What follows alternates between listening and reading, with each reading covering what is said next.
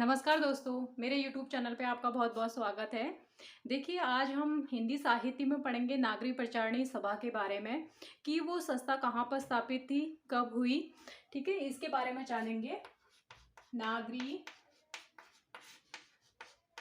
प्रचारिणी सभा वाराणसी।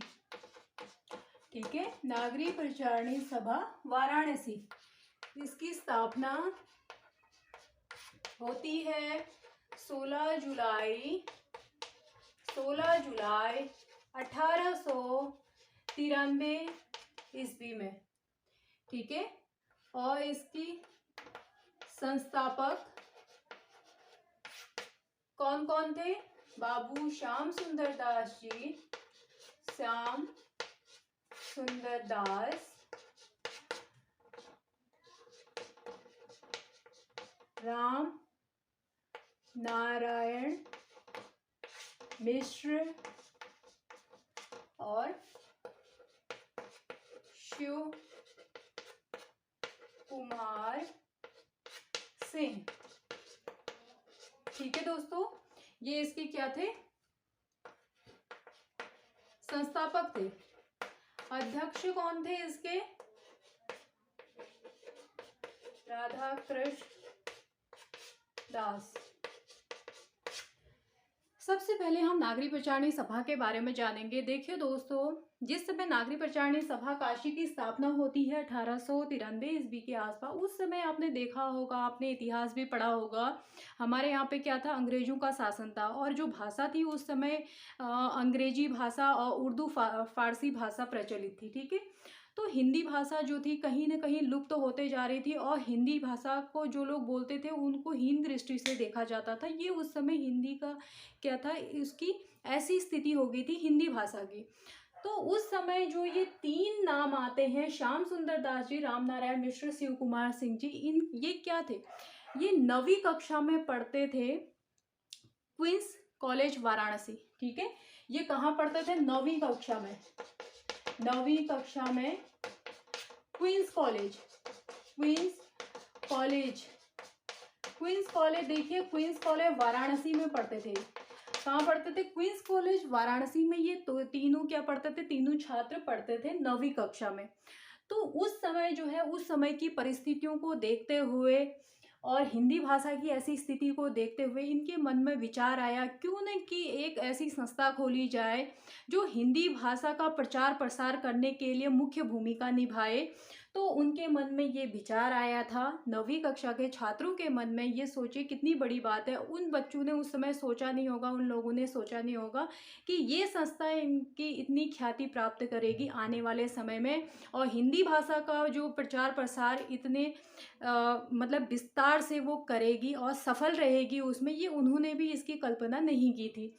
ठीक है, इन लोगों ने इसकी स्थापना की। फिर उसके बाद क्या हुआ, इन्होंने पहले तो मन में विचार आया, फिर इन्होंने स्थापना के लिए एक निश्चित तिथि निर्धारित कर ली। तो वो तिथि क्या थी? 16 जुलाई 1893 ईस्वी। 16 जुलाई 1893 ईस्वी में फिर इसकी क्या कर दी? निर्धारित तिथि कर दी और उस दिन इसकी स्थापना कर दी।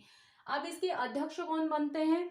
अध्यक्ष बनते हैं राधा कृष्ण दास। राधा कृष्ण दास कौन थे? ये आपने देखा होगा, राधा कृष्ण दास का नाम हमने भारतेंदु युग में हम पढ़ते हैं। भारतेंदु युग भारतेंदु जी के नाम से ही चला था, भारतेंदु हरिश्चंद्र जी के नाम से। ठीक है, तो भारतेंदु हरिश्चंद्र जी के जो फुफेरे भाई थे राधा कृष्ण दास जी, ये उस समय क्या बने? नागरी प्रचारणी सभा काशी के क्या बन गए? अध्यक्ष बन गए। ठीक है, अब इसमें अन्य सदस्य भी थे, अन्य सदस्य। ठीक है, इसमें अन्य सदस्य जो थे उनमें ग्रियर्सन का नाम आता है, अंबिका दत्त व्यास का नाम आता है, बद्री नारायण चौधरी प्रेमघंद का नाम आता है, सुधाकर द्विवेदी का नाम आता है।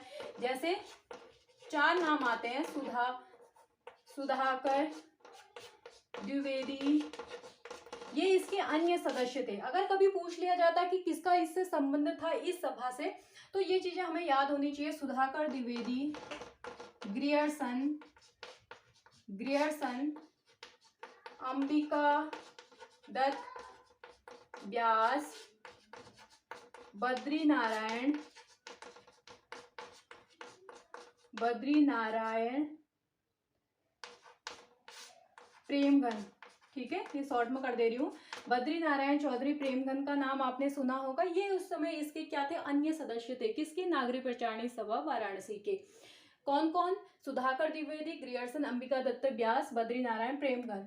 इसके संस्थापकों में किसका नाम आता है, मुख्य तौर पर संस्थापक तो श्याम सुंदर दास जी का नाम आप काफी बार सुन चुके हैं, क्योंकि हिंदी शब्द सागर की भी वो संस्थापक कौन थे, उसको भी श्याम सुंदर दास उसमें आते हैं। राम नारायण मिश्र, शिव कुमार सिंह, ये तीन इसके क्या थे, नागरिक प्रचारणी सभा काशी के क्या थे, संस्थापक थे। और इसके अध्यक्ष कौन बनते, भारतेंदु जी के फुफेरे भाई थे राधा कृष्ण दास जी, वो बनते हैं। और इसके अन्य सदस्य, ये 4 अन्य सदस्य हैं जिनका नाम जानना हमारे लिए बहुत जरूरी है। सुधाकर द्विवेदी, ग्रियर्सन अंबिका दत्त व्यास, बद्री नारायण चौधरी प्रेमघन। इतना समझ में आ गया होगा, इसको मैं हटा देती हूँ। देखिए दोस्तों, इसमें क्या थी, नागरिक प्रचारणी सभा जो काशी थी, अब इसने क्या किया था, इसका सबसे पहले काम क्या शुरू हुआ था, इसने 3 परियोजनाएं निकाली थी। इसकी 3 मुख्य परियोजनाएं, 3 मुख्य परियोजनाएं, 3 मुख्य परियोजनाएं इसकी क्या क्या थी। एक तो था हिंदी शब्द सागर, हिंदी शब्द सागर, हिंदी विश्वकोश, विश्वकोश, ये इसी की परियोजनाएं थी, इसी के द्वारा प्रकाशित हुई थी। और हिंदी साहित्य का, हिंदी साहित्य का, ये 3 जो इसके क्या थे परियोजनाएं थी, इसमें हिंदी साहित्य का बृहद इतिहास, बृहद इतिहास। ठीक है दोस्तों, ये इसकी 3 परियोजनाएं थी जो इसके द्वारा प्रकाशित हुई थी। कौन सी, हिंदी शब्द सागर। हिंदी शब्द सागर के बारे में पता है, उस समय की प्रमाणित सबसे पहली जो हिंदी की प्रमाणित उस समय की क्या थी, ये प्रमाणित विस्तृत कोश था। हिंदी शब्द सागर क्या था, उस समय जो है सबसे पहले प्रमाणित विश्वकोश कौन सा था, शब्दकोश, सॉरी कौन सा था, हिंदी शब्द सागर। विश्वकोश क्या था, इसमें अनेक भाषाओं के बारे में हमको जानकारी प्राप्त होती है, किसमें, हिंदी विश्वकोश में। और हिंदी साहित्य का बृहद इतिहास, ये टॉपिक जानना जरूरी है। हिंदी साहित्य का बृहद इतिहास, इस पे चर्चा करूंगी मैं। हिंदी साहित्य का जो बृहद इतिहास था, ये लिखा गया 1960 ईस्वी से पूर्व का जो हिंदी साहित्य का इतिहास था, उसका पूरा चित्रण हमको किस में मिलता है, हिंदी साहित्य के बृहद इतिहास में। हिंदी साहित्य के बृहद इतिहास में, हिंदी साहित्य के बृहद इतिहास में हमको क्या मिलता है, 1960 ईस्वी से, 1960 ईस्वी से पूर्व का हिंदी साहित्य, 1960 ईस्वी से पूर्व का हिंदी साहित्य का विस्तृत चित्रण, विस्तृत अध्ययन।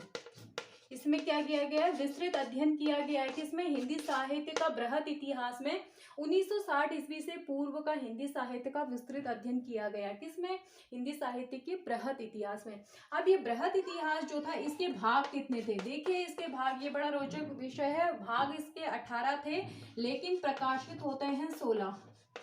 प्रकाशित भाग कितने हैं इसके, 16। ठीक है, ये हमें याद रहना चाहिए, क्योंकि क्वेश्चन कभी पूछता है कि उसके प्रकाशित भाग कितने हैं। हम 18 पे राइट कर देते हैं, लेकिन 18 नहीं होता, ऑप्शन सब 16 इसका 16 यानी राइट आंसर होता है, क्योंकि प्रकाशित हुए 16 और इसके भाग जो लिखे गए थे वो थे 18। ठीक है, ये था हिंदी साहित्य के बृहद इतिहास पे। अब इसके बारे में एक सबसे बड़ी रोचक तथ्य क्या है, ये इसका वर्ष का, ये प्रकाशन तिथि क्या थी इसकी, 1957 ईस्वी से लेके 1984 ईस्वी तक। 1957 ईस्वी से लेके 1984 ईस्वी तक इसका क्या था, प्रकाशन वर्ष था। ठीक है, किसका, हिंदी साहित्य के बृहद इतिहास का। और इसमें जो है, इस ग्रंथ में लगभग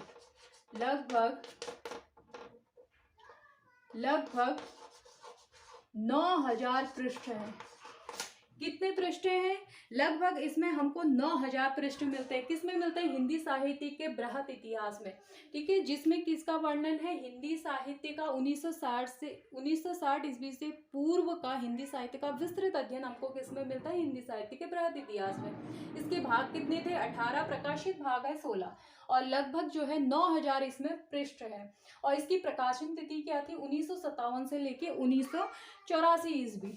अब इसके भाग के बारे में बात करते हैं। देखिए, इसके 16 भाग है, उस पर हम अभी नहीं जाएंगे क्योंकि वहां से ज़्यादा क्वेश्चन नहीं पूछा जाता है। फिर भी आप इसे बुक से पढ़ लीजिए। इसके मुख्य जो 2 भागों के बारे में चर्चा करूंगी। प्रथम भाग, देखिए प्रथम भाग जो इसका था, हिंदी साहित्य की पीठिका। हिंदी साहित्य की पीठिका नाम से जो है इसका प्रथम भाग प्रकाशित होता है। किसका? हिंदी साहित्य के बृहत इतिहास का, जिसके संपादक कौन थे? राजबली। इसके संपादक कौन थे? राजबली पांडे। ठीक है, हिंदी साहित्य के बृहत इतिहास का जो प्रथम भाग लिखा गया उसका नाम क्या था? हिंदी साहित्य की पीठिका, और जिसके संपादक कौन थे? राजबली पांडे। अब इसका जो अंतिम भाग था, यानी 16वें भाग की हम बात करेंगे, तो 16वां भाग क्या था इसका? 16वां भाग हिंदी का लोक साहित्य। हिंदी का लोक साहित्य, हिंदी का लोक साहित्य नाम से जो है इसका 16वां भाग प्रकाशित होता है। ठीक है, इसके संस्थापक कौन कौन से हैं? देखिए, इसके 2 संस्थापक हैं, कृष्णदेव उपाध्याय और राहुल सांकृत्यायन। देखिए दोस्तों, इसका जो 16वां भाग है उसका नाम क्या था? हिंदी का लोक साहित्य, और इसके 2 हमको संपादक मिलते हैं, कृष्णदेव उपाध्याय और राहुल सांकृत्यायन। कहीं कहीं पर पुस्तक में आपको सिर्फ राहुल सांकृत्यायन मिलेगा और कहीं कहीं पर आपको कृष्णदेव उपाध्याय मिलेगा, इसलिए मैंने दोनों लिख दिए। दोनों आपको याद होने चाहिए। अगर ऑप्शन में दोनों पूछ लिए जाते तो उसमें आप राहुल सांकृत्यायन को करिए, अगर एक पूछा जाता है तो कृष्णदेव उपाध्याय, या इनमें से कोई भी पूछा जाता है तो आप समझ जाइए। ठीक हो गया। अब इसके ये मुख्य 2 भाग हो गए जिनके बारे में हमने चर्चा की।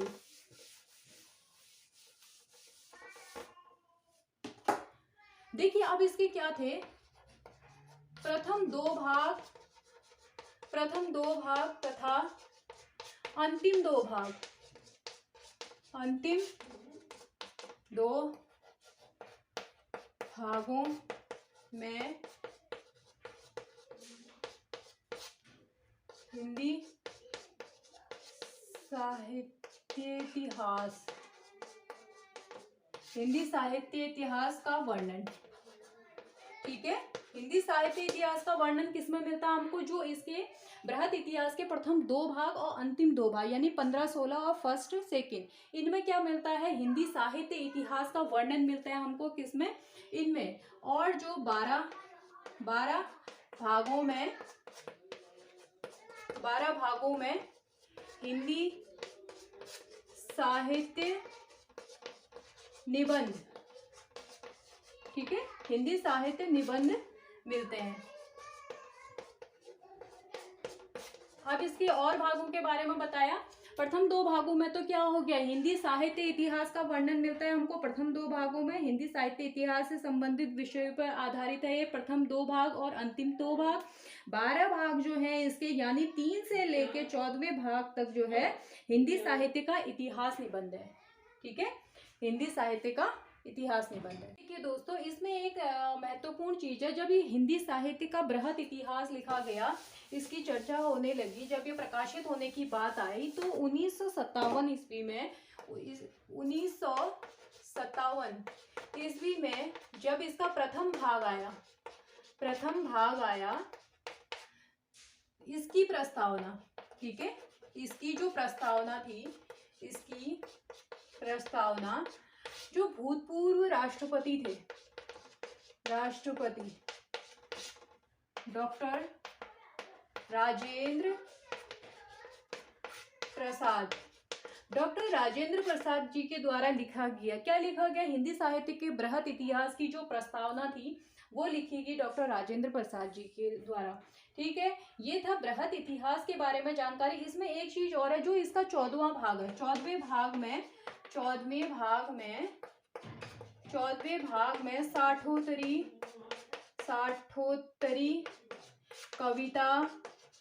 साठोत्तरी कविता तथा उसके आंदोलनों का वर्णन। ठीक है, 14वें भाग में क्या मिलता है हमको? साठोत्तरी कविता तथा उसके आंदोलनों का वर्णन मिलता है 14वें भाग में। ठीक, साठोत्तरी कविता, आपको पता है साठोत्तरी कविता कौन सा युग था? नई कविता के बाद का जो समय था वो साठोत्तरी कविता में आता है। और उस समय आपने देखा होगा कविता के क्षेत्र में जो है अलग अलग कई आंदोलन हुए थे। उन सब का विस्तृत वर्णन हमको किस में मिलता है? विस्तृत अध्ययन हमको किस में मिलता है? 14वें भाग में। अब इसके ये थी हिंदी साहित्य का बृहद इतिहास, जिसके बारे में मैंने आपको थोड़ी सी जानकारी दी। नागरी प्रचारणी सभा की ये जो ये वाली परियोजना थी, ये प्रकाशित हुआ था ग्रंथ नागरी प्रचारणी सभा काशी से। कौन सा? हिंदी साहित्य का बृहद इतिहास। ये एक महत्वपूर्ण ग्रंथ था। ठीक है, इसमें से काफी बार क्वेश्चन पूछे गए हैं कि इसका प्रकाशन वर्ष और इसके जो भाग हैं वो कितने हैं, और प्रस्तावना किसके द्वारा लिखी गई है ये पता होनी जरूरी है। देखिए, नागरी प्रचारणी सभा काशी जो थी, आज जो हम हस्तलिखित जो अपने ग्रंथ देख रहे हैं, हिंदी भाषा में रचित जो ग्रंथ देख रहे हैं, ये इसी की देन है। क्योंकि इसी ने एक शोध कार्य चलाया था, जिसमें क्या था कि हिंदी भाषा के जितने भी हस्तलिखित ग्रंथ हैं जो कहीं लुप्त हो गए, किसी कारण वह प्रकाशित नहीं हो पा रहे हैं, और क्या कहते साधनों के अभाव में वो प्रकाशित नहीं हो पा रहे हैं, तो उन सब की खोज करना जो है इन्होंने स्टार्ट किया था। किसने किया था? इस सभा ने स्टार्ट किया था, नागरी प्रचारणी सभा ने। और इन्होंने घर घर जाके पत्रों के माध्यम से कई तरह से जो है ये क्या किया था? एक शोध कार्य चलाया था, एक अभियान चलाया था, जिसमें क्या हुआ था? हस्तलिखित जितने भी ग्रंथ थे, प्रतियां थी, वो सब उपलब्ध हुई थी। किसके द्वारा? नागरी प्रचारणी सभा की कोशिशों से। ठीक, तभी हमें जो हमारे ग्रंथों के बारे में जानकारी मिलती है, उसमें विशेष भूमिका निभाया था इस सभा ने, इस संस्था ने। ठीक है, ये था दोस्तों मेरी तरफ से छोटी सी कोशिश नागरी प्रचारणी सभा के ऊपर।